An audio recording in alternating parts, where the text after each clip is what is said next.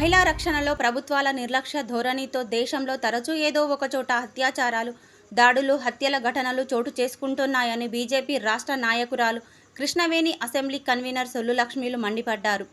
మహిళలపై అత్యాచారాలు, హత్యలు, దాడులను అరికట్టాల్సిన ప్రభుత్వాలు సంఘటన జరిగినప్పుడు హడావిడి చేయడం తప్ప వాటిని నిర్మూలించడం, నియంత్రించడంలో అలసత్వం వహిస్తున్నాయని విమర్శించారు.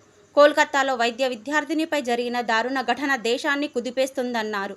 ఇది మరవక ముందే తెలంగాణ రాష్ట్రంలోని జైనూర్లో గిరిజన మహిళపై అత్యంత పాశవికంగా అగాంతకులు అత్యాచారం చేసి హత్యాయత్నం చేయడం అత్యంత దుర్మార్గమైన చర్య అన్నారు. ఆదివాసీ మహిళ తనను ఎలా అయితే తనపై అత్యాచారం జరిపి క్రూరంగా హత్యకు కూడా ప్రయత్నించి వాళ్ళు చనిపోయింది అనుకొని వదిలేసిపోయారు. దాని తర్వాత ఆమె కొన ఊపిరితో ఎలాగో బయటపడి ఇప్పుడు ప్రస్తుతం తను చికిత్స తీసుకుంటుంది. ఇది ఈ ఒక్క ఘటనే కాదు, మళ్ళీ ఈరోజు కూడా చూసాము. బైన్సాకు సంబంధించిన ఒక బాలిక ఇన్స్టాగ్రామ్లో పరిచయమైన ఆ బాలికని 20 రోజులుగా బంధించి అత్యాచారం చేస్తున్నారనే అనేది వింటున్నాం. కానీ ఇలా ఎన్ని రోజులు ఈ రోజులలో అలాంటి అత్యాచార ఘటన లేకుండా మేము ఎప్పుడు వార్తలను చదవగలుగుతామా అనే ఒక సందేహం కూడా మాకు వస్తుంది. ప్రతిరోజు మొన్న కలకత్తాలో జరిగింది, బంగ్లాదేశ్లో జరిగింది. రీసెంట్గా ఒక న్యూస్ చూసాం. 1992లో లక్నోలో జరిగినటువంటి ఒక కేసు ఇలాంటి కేసే. అంటే ఏదో వీడియోల ద్వారా వాళ్ళని మరీ పిలిపించి కొన్ని సంవత్సరాలుగా అగత్యం చేసిన తర్వాత వాళ్ళకి 2024లో అతనికి యావజ్జీవ కారాగార శిక్ష విధించారు. అంటే ఇన్ని సంవత్సరాలు ఒక వ్యక్తిని మనం అలా పోషించుకుంటూ పోవడం వలన మనం సాధిస్తున్నది ఏంటి? ఇది ఒకటి మనం ఆలోచించుకోవాలి. అన్ని సంవత్సరాలుగా అదే కొన్ని దేశాల్లో, ఎగ్జాంపుల్ మన సౌదీ లాంటి దేశాల్లో చూస్తే వాళ్ళకి శిక్షలు అనేవి చాలా త్వరితంగా వాళ్ళకి జరపడం మూలాన ప్రజల్లో ఒక భయం అనేది ఉంటుంది. కానీ వీళ్ళు 20 ఏళ్ళ వ్యక్తి అత్యాచారం చేస్తే ఆయనకు శిక్ష పడే వరకు 50-60 ఏళ్ళు వస్తే దానివల్ల మనం సాధించింది ఏంటి?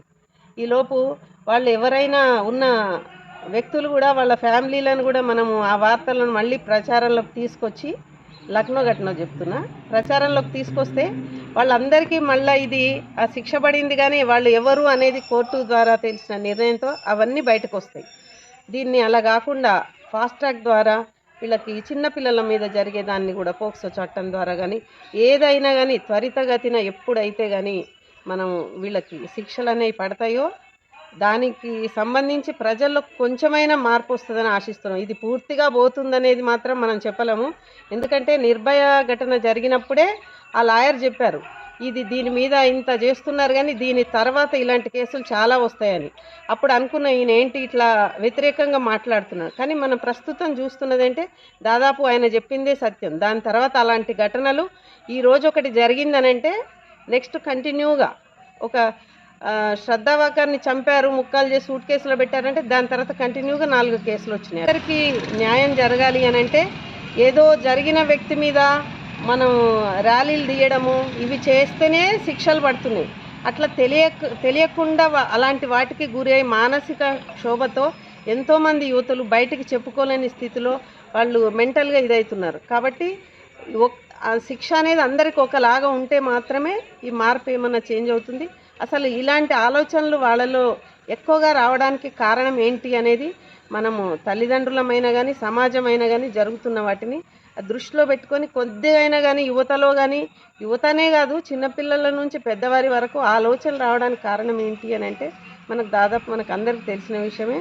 ఈ ఫోన్లో ఎక్కువైన కాడ నుంచి ఈ అశ్లీల వీడియోలు కానీ వెబ్సైట్లు వచ్చిన కాడ నుంచి దాని మీదనే అనేది అయితే నేను 90% చెప్పగలను. ముఖ్యంగా మహిళల పైన జరుగుతున్న వేధింపులు కానీ, అత్యాచారాలు కానీ, హత్యలు కానీ ఇటువంటి ఏదైతే బయటికి వచ్చిన తర్వాత రాజకీయ కోణంతో పాటు అతి సున్నితమైన మతాలకు మరి ఇది రుద్దుకోవడం జరుగుతుంది. దీన్ని ఏ విధంగా చూడాలి ఇటువంటి జరిగినప్పుడు? ఇది మతానికి అనేది కాదండి. ఈ రోజు ఒక దగ్గర ఒక ముస్లిం పాల్పడి ఉండొచ్చు, ఇంకొక రోజు ఒక హిందూ. దీన్ని మతానికి సంబంధించిన కోణంలో మనం చూడొద్దు.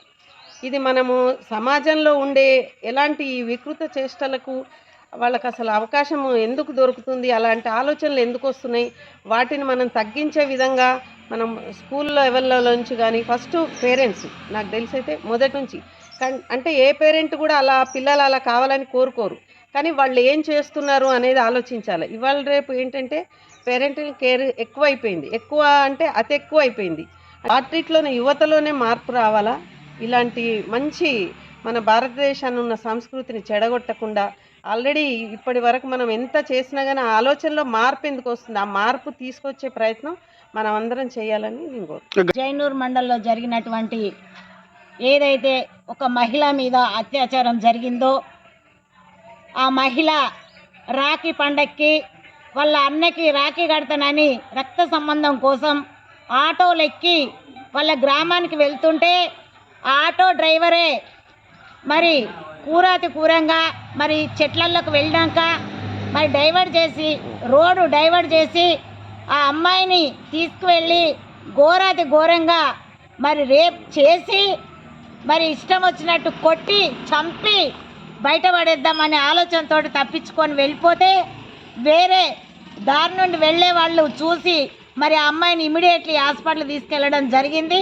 మరి అట్లా జరిగితే అది అత్యాచారం కాదంటది ఎవరు, ఒక దళిత మహిళ మినిస్టర్ గారు. అది వాళ్ళ కొడుకే చెప్పిండు, అది అత్యాచారం కాదు, రేపు జరగలేదని వాళ్ళే చెప్తున్నారు. వాళ్ళు చెప్పినరా లేదా నేను ఒకటే అడుగుతున్నా. అక్కగారు సీతక్క గారు మిమ్మల్ని సూటిగా ఒక మాట అడుగుతున్నా. మీరు కూడా ఒక దళిత మహిళ ఆదివాసి మహిళ మీద ఇలాంటి రేప్ జరిగినప్పుడు వాళ్ళు చెప్పడం కాదు, ఖచ్చితంగా అక్కడ రేప్ జరిగిందనే అక్కడ ప్రూఫ్ అవుతుంది. అక్కడ ఆ అమ్మాయి ఉన్నటువంటి సిచ్యువేషన్ అట్లాంటిది. ఆమె బట్టలన్నీ అట్టిపోయి, ఆమె చీర చినిగిపోయి, బ్లౌజ్ చినిగిపోయి, ఆమె బండ పట్టి, ఆమె తలకాయ పగలగొట్టి ఘోరంగా ఆమెను చిత్రహింస చేసిండ్రు.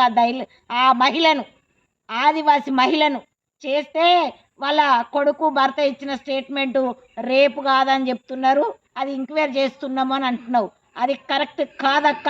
నువ్వు ఉద్యమకారురాలివి, ఉద్యమ బిడ్డవి, నువ్వు ఉద్యమం నుండి అడవుల నుండి వచ్చినటువంటి బిడ్డవి. ఇలాంటి ఆదివాసి బిడ్డ మీద జరిగినప్పుడు ఇమీడియట్గా నీ గవర్నమెంట్ ఉంది, నువ్వు ఆదిలాబాదు మినిస్టర్, ఇన్ఛార్జ్ మినిస్టర్ గారు మీరు ఇమీడియట్గా ఆ క్యాండిడేట్ ఎవరైనా సరే కాంగ్రెస్, బీజేపీ, కమ్యూనిస్ట్ అని చూడకుండా ఇమీడియట్గా ఉరిశిక్ష అమలు కావాలని మేము బీజేపీ నుండి డిమాండ్ చేస్తున్నాం.